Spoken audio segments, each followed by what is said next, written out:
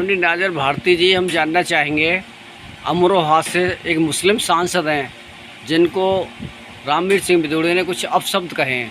देखिए, पहले मैं अपना तारुफ करा दूं, मैं Aman Samaj Party national president MD Nazir Bharti है।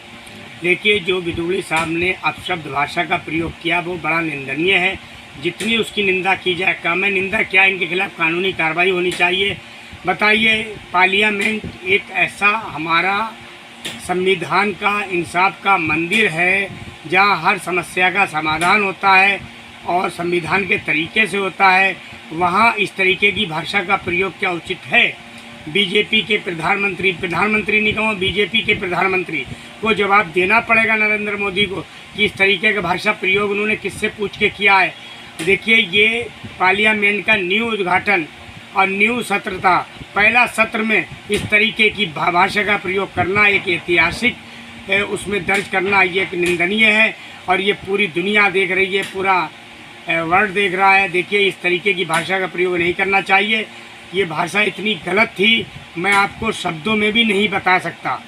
यानी कितनी नीचता का उन्होंने अपना वो अवलोकन किया है कि हम उसे अपने शब्दों में भी नहीं बता सकते। बताइए, इस तरीके की भाषा का क्यों प्रयोग किया? इसका जवाब बिदोड़ी साहब को देना पड़ेगा। और हम तो ये कहते हैं, बीजेपी अब तक क्यों सो रही है? इनके खिलाफ कार्रवाई क्यों नहीं की?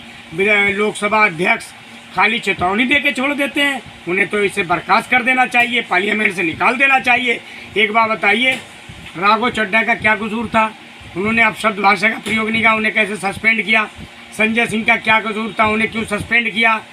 है क्या नाम है, राहुल गांधी का क्या कसूर था? उन्हें क्यों सस्पेंड किया? उसमें तो देरी नहीं लगाई, मगर इसमें काहे की देरी? नहीं, राहुल गांधी जी को तो सजा भी हुई थी। नहीं, वो एक अलग, मैं एक लोकसभा की बात को कह रहा हूँ। सस्पेंड करने में लोकसभा अध्यक्ष देरी नहीं करते हैं, तो इसमें उन्होंने चेतावनी देके क्यों छोड़ा? इन्हें बर्खास्त करना चाहिए। इनकी हमेशा के लिए लोकसभा सदस्यता रद्द करनी चाहिए और इन्हें जेल में डाल देना चाहिए। इस तरीके का, यानी ये जो हमारा एक इंसाफ का मंदिर है और जो हमारा देश का मंदिर है, उसमें इस तरीके की भाषा का प्रयोग करने वाले क्या नाम है, जवाब इन्हें देना चाहिए और इन्हें बर्खास्त करना चाहिए।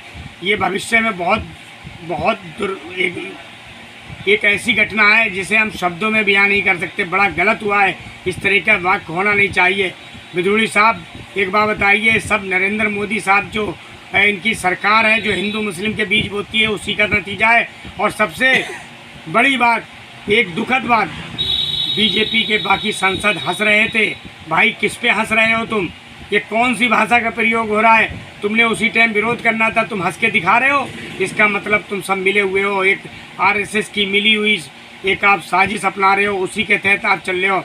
आपको इसका जवाब देना पड़ेगा। ये बहुत गलत है। इस तरीके की भाषा का प्रयोग भविष्य में ना हो। लोकसभा अध्यक्ष इस पर कार्रवाई करे और भी अमन समाज पार्टी इसके खिलाफ धरने प्रदर्शन भी करेगी और इसके खिलाफ जहाँ तक हो सकेगा हम FIR भी दर्ज कराएंगे, क्योंकि गलत भाषा का प्रयोग किया गया है।